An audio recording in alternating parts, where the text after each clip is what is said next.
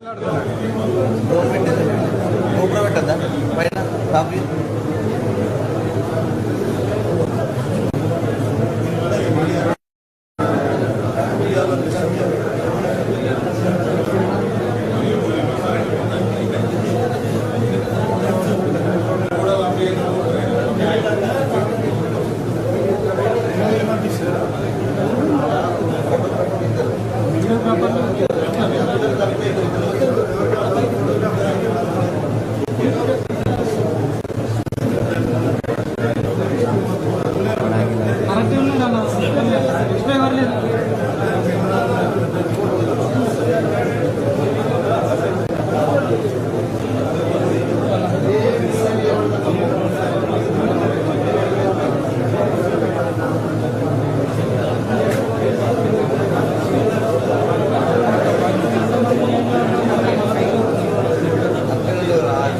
అనేటువంటి అంటారు అందరూ అందరిని వాడట్లేరు కదా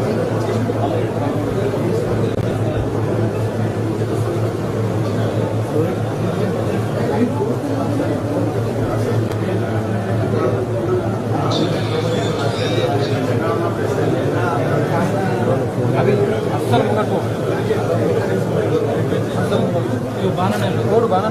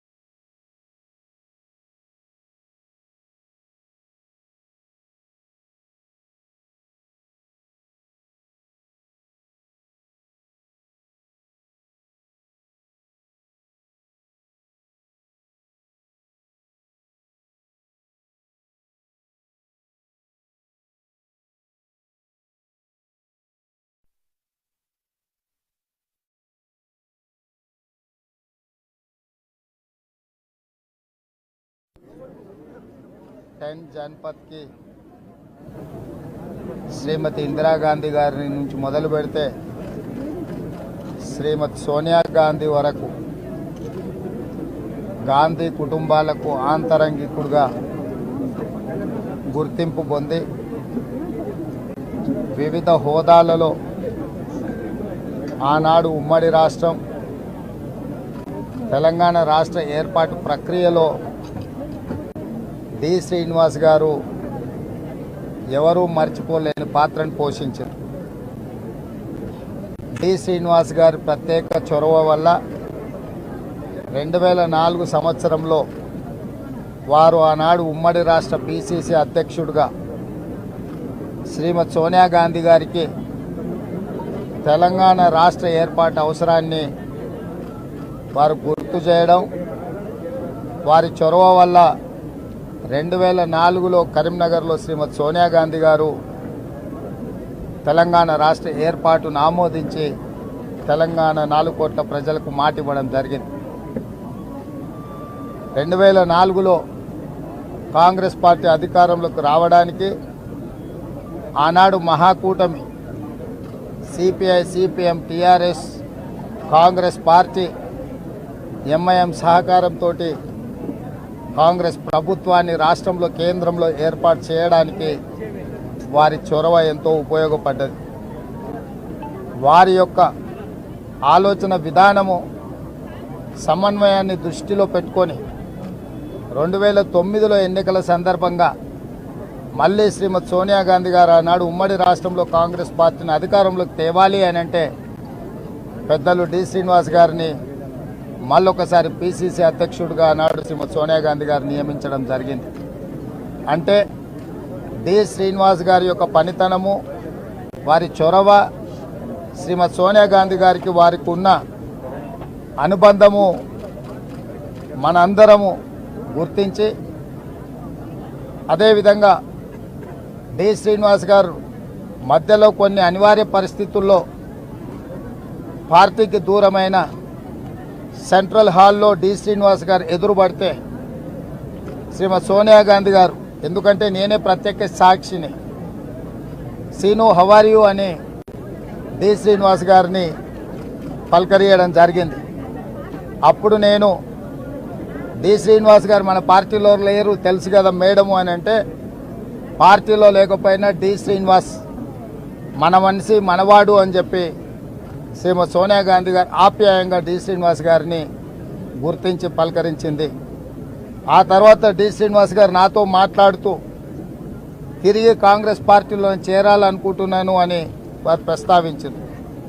నేను అడిగిన పెద్దలు శ్రీనివాస్ గారిని, మరి ఇప్పుడు మీరు రాజ్యసభలో ఉన్నారు, తిరిగి కాంగ్రెస్లోకి వస్తే మీరేమైనా పదవి ఆశిస్తున్నారా అని అంటే వారు ఒక మాట అన్నారు, నాకు ఎలాంటి పదవుల మీద వ్యామోహము ఆశ లేదు, చిన్న కార్యకర్త నుంచి పిసిసి ప్రెసిడెంట్గా, మంత్రిగా ఎన్నో రకాలుగా కాంగ్రెస్ పార్టీ, గాంధీ కుటుంబం నన్ను ఆదరించి అవకాశాలు ఇచ్చి ఈ స్థాయికి ఎదగడానికి ఉపయోగపడ్డది. నేను చనిపోయినప్పుడు నా మీద కాంగ్రెస్ పార్టీ జెండా కప్పాలన్నదే ఏకైక కోరిక అని చెప్పి డి శ్రీనివాస్ గారు ప్రస్తావించడం జరిగింది. అందుకే నిన్న ఉదయం ఈ దురదృష్టకరమైన వార్త నాకు చేరిన ఎంబడే రాష్ట్ర ప్రభుత్వ అధికారులకు ఆదేశాలు ఇచ్చి అధికారిక లాంఛనాలతో డి శ్రీనివాస్ గారికి దహన సంస్కారాలను నిర్వహించండి. హుటాహుటిన మా డిప్యూటీ సీఎం బట్టి విక్రమార్క గారిని, శ్రీధర్ బాబు గారిని, ముఖ్యమైన నాయకులందరినీ డి శ్రీనివాస్ గారి ఇంటికి వెళ్ళి వారి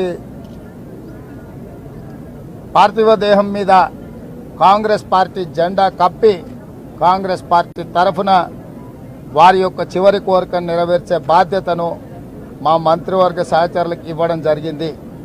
ఈరోజు కూడా డి శ్రీనివాస్ గారికి, వారి కుటుంబానికి, వాళ్ళ పిల్లలతో నాకున్న సన్నిహితం, అదేవిధంగా డి శ్రీనివాస్ గారి మీద ఉన్న గౌరవం, వారు కాంగ్రెస్ పార్టీకి చేసిన ఎనలేని సేవలన్నిటిని దృష్టిలో పెట్టుకొని ఈరోజు ఇక్కడికి వచ్చి వారికి నివాళులు అర్పించడం జరిగింది. డి శ్రీనివాస్ కుటుంబం, కాంగ్రెస్ కుటుంబం, ఈ కుటుంబానికి ఎప్పుడు కాంగ్రెస్ పార్టీ అండగా నిలబడుతుంది. అదేవిధంగా వారి జ్ఞాపకార్థం కూడా తీసుకోవాల్సిన చర్యలు తెలంగాణ రాష్ట్ర ప్రభుత్వం తీసుకుంటుంది. ఈ కార్యక్రమాలు పూర్తి అయిన తర్వాత వాళ్ళ కుటుంబ సభ్యులతో చర్చించి ఏం చేస్తే బాగుంటుందో తప్పకుండా ఆ కార్యాచరణ చేపడతాం. ఈనాడు చాలామంది ముఖ్యంగా నిజామాబాద్ జిల్లా నుంచి తెలంగాణ రాష్ట్రంలో బలహీన వర్గాల శాసనసభ్యులు నాయకులు ఈరోజు కనిపిస్తున్నారు అని అంటే వాళ్ళందరినీ గుర్తించి అవకాశాలు ఇచ్చి ప్రోత్సహించిన నాయకుడు డి శ్రీనివాస్ గారు. ఇక్కడ ఎరావత్ అనిల్ కావచ్చు, మధు యాస్కి గారు కావచ్చు, లేకపోతే ఈ జిల్లాలో అన్ని జిల్లాల కంటే ఎక్కువ ఈ జిల్లా నుంచి బలహీన వర్గాల ప్రాతినిధ్యం కూడా డి శ్రీనివాస్ గారు ఇచ్చి ప్రోత్సహించడం జరిగింది. కాంగ్రెస్ పార్టీకి సిద్ధాంతపరంగా కాంగ్రెస్ పార్టీకి ఒక విశ్వాసపాత్రుడుగా డి శ్రీనివాస్ గారిని కోల్పోవడం కాంగ్రెస్కు తీరని నష్టం. తప్పకుండా వారి జ్ఞాపకార్థం వారి గౌరవం పెరిగే విధంగా మా ప్రభుత్వం చర్యలు చేపడుతుంది. వారి కుటుంబానికి అండగా నిలబడడమే కాకుండా కాంగ్రెస్ పార్టీ పక్షాన శ్రీమతి సోనియా గాంధీ, శ్రీ రాహుల్ గాంధీ గారు ప్రత్యేకంగా వారి కుటుంబానికి తన యొక్క నివాళులు చెప్పమని రాహుల్ గాంధీ గారు నాకు చెప్పిండ్రు. ఢిల్లీలో పార్లమెంటు ఇతర అంశాల ఒత్తిడిలో ఉండి వాళ్ళు రాలేకపోయినరు. శ్రీమతి సోనియా గాంధీ గారు ప్రత్యేకంగా సందేశాన్ని పంపిస్తామన్నారు. రాహుల్ గాంధీ గారు కూడా నాకు ప్రత్యేకంగా వారి కుటుంబానికి తెలియజేయమని చెప్పిండు. మీడియా మిత్రుల ద్వారా డి శ్రీనివాస్ గారి అభిమానులకు శ్రీమతి సోనియా గాంధీ, శ్రీ రాహుల్ గాంధీ గారి యొక్క నివాళులు కూడా తెలియజేస్తున్నాము. వారి కుటుంబానికి ఎప్పటికీ కాంగ్రెస్ పార్టీ అండగా నిలబడుతుందని ఈ సందర్భంగా తెలియజేస్తున్నా. ఇట్లాంటి విషయాలు వాళ్ళ కుటుంబంతో చర్చించిన తర్వాత వాళ్ళు ఇట్లాంటి విషయాలకు సంబంధించి ఏం ప్రతిపాదనలు వాళ్ళ కుటుంబంలో ఆలోచనలు ఉన్నాయో వారి ఆలోచనలు తెలుసుకున్న తర్వాత ఇప్పుడు ఈ కార్యక్రమం ఉంది. వాళ్ళు కుటుంబ సభ్యులు ఈ కార్యక్రమంలో మునిగి ఉన్నారు. అయిపోయిన తర్వాత మళ్ళీ ఒక్కసారి సెక్రటేరియట్కే వాళ్ళ కుటుంబ సభ్యులను పిలుచుకొని మాట్లాడి తప్పకుండా డి శ్రీనివాస్ గారికి వారి గౌరవం తగ్గకుండా వారిని గుర్తుపెట్టుకునే విధంగా ప్రభుత్వం నిర్ణయం తీసుకుంటుంది. ధన్యవాదాలు.